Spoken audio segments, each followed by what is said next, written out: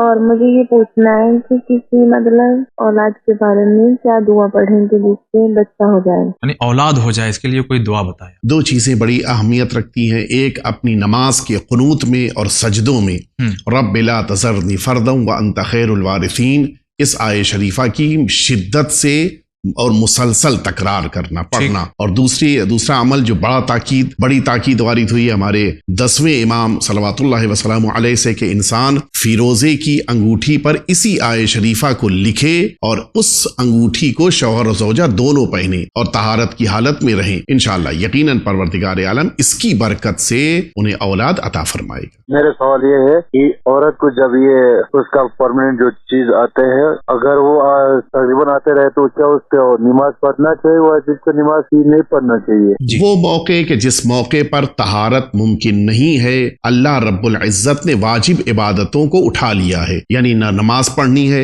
نہ روزہ رکھنا ہے، نہ ایسے موقع کے اوپر کوئی اور عبادت انجام دینی۔ البتہ وہ عبادتیں کہ جن عبادتوں کو اللہ پسند کرتا ہے، مثلا قرآن مجید کی تلاوت کرنا، یہ قرآن مجید کے حروف کو ٹچ کیے بغیر اگر تلاوت کر رہی ہیں تو کرنے میں کوئی مشکل نہیں ہے۔ اسی طرح سے بہت سارے وہ کام کہ جو اللہ رب العزت کو پسند ہیں، ان کاموں کو انجام، مثلا تسبیح پڑھنا، تسبیح اگر عام قسم کی تسبیح ہے تو اس تسبیح کو پڑھنا یا اس کا ورد کرنا یا اور مثلا زیارتوں کو پڑھنا، ان ساری چیزوں کی اجازت دی گئی ہے۔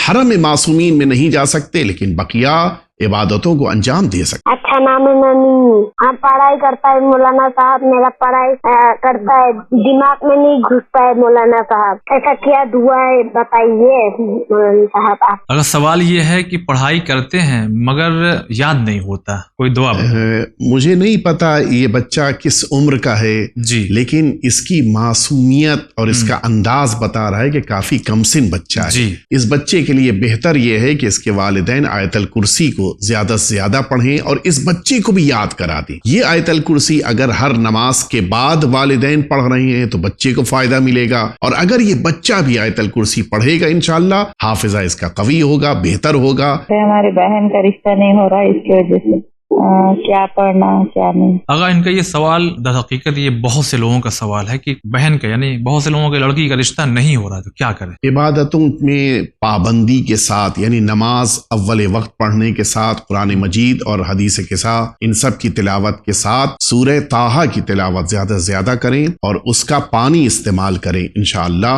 ان کو بھی اچھا اور مناسب رشتہ میسر ہوگا۔ میں یہ پوچھنا چاہتی ہوں کہ شادی سے پہلے فون پہ بات کرنا صحیح ہے یا نہیں؟ جے پور سے سوال ہے کہ شادی سے پہلے فون پہ بات کرنا یقیناً جس سے ہونے والی ہے یا جو بھی ہے بات کرنا مناسب ہے؟ جہاں تک اس لڑکے سے بات ہے کہ جس سے شادی ہونی طے ہے، تو اگر ان کے درمیان کوئی محرمیت کا صیغہ ہے تب بھی کوئی مشکل نہیں ہے، یہ آپس میں بات کر سکتے ہیں۔ لیکن اگر کوئی ان کے درمیان ایسا محرمیت کا صیغہ نہیں پڑھا گیا ہے تو اس صورت میں ان کے لیے وہ باتیں جو لذت کا سبب بن رہی ہیں ان باتوں کی اجازت نہیں دی گئی ہے۔ میرا سوال یہ ہے کہ نماز شب میں جو وتر کی نماز پڑھی جاتی ہے 1 رکعت، اس کے اندر 40 مومنین کے نام لینے کا طریقہ کیا ہے صحیح، اور کیا اس میں زندہ مومن کے نام بھی لے سکتے ہیں، اور ہم نماز وتر اور نماز شفا ہی پڑھنا کافی ہے یا 11 رکعت پوری مکمل پڑھنا ضروری ہے؟ پہلی بات جو ہمارے برادر نے پوچھی ہے نماز وتر، کہ اس میں 40 مومنین کے لیے استغفار کا طریقہ کیا ہے۔ اللہم اغفر لفلاں، مثلا یہ کہنا ہے کہ زید،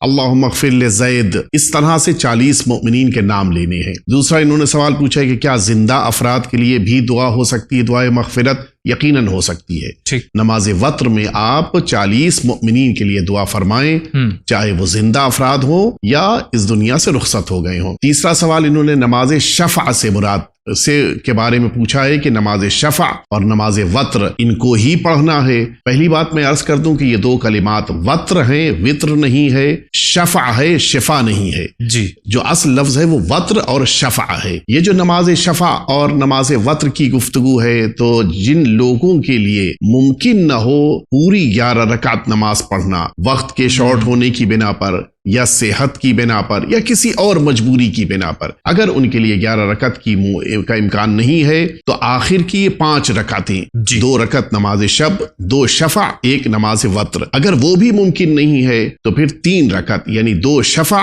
1 وتر پڑھیں، اگر یہ بھی ممکن نہیں ہے تو پھر 1 رکعت نماز وتر پڑھیں۔ یہ اتنا اختیار دیا گیا ہے، لیکن یہ اس صورت میں کہ جب مکمل 11 رکعت پڑھنے کی یا تو گنجائش نہیں ہے یا کوئی مجبوری ہے۔ بہتر البتہ یہی ہے کہ 11 رکعت نماز کو مکمل طور پر پڑھیں۔ یہ بچوں کا عقیقہ کیا میں شادی کی تقریب میں کسی یا ولیمے میں بچوں کا عقیقہ کرا سکتی ہوں؟ اگر شادی ہے تو اسی میں بچے کا عقیقہ کر کے گوشت کھلا سکتے ہیں۔ ولیمے کا عنوان الگ ہے اور عقیقے کا عنوان الگ ہے، دونوں کے ثواب الگ الگ ہیں، لیکن اگر یہ کام کرنا چاہیں کہ عقیقے ہی کے گوشت سے ولیمہ کرنا چاہیں شادی کا تو یہ کرنے کی گنجائش ہے، لیکن جو ولیمے کا ثواب ہے اس ثواب کے لیے الگ سے ولیمہ کرنے کی ضرورت ہے۔ کہ ویسٹرن واش روم جو ہوتا ہے اس کی طہارت کے سلسلے سے بتائیے۔ اس کا بہترین طریقہ ہے کہ جس موقع کے اوپر آپ ویسٹرن ٹوائلٹ میں داخل ہوں وہاں کے اوپر آپ شاور لے کر اس کو پاک کر لیں۔ ٹھیک، اب جب پاک کر لیا اور وہ آپ کے لیے پاک ہو گیا ہے تو اب آپ اس کو استعمال کریں، اور استعمال کرنے کے بعد آپ باہر نکلیں۔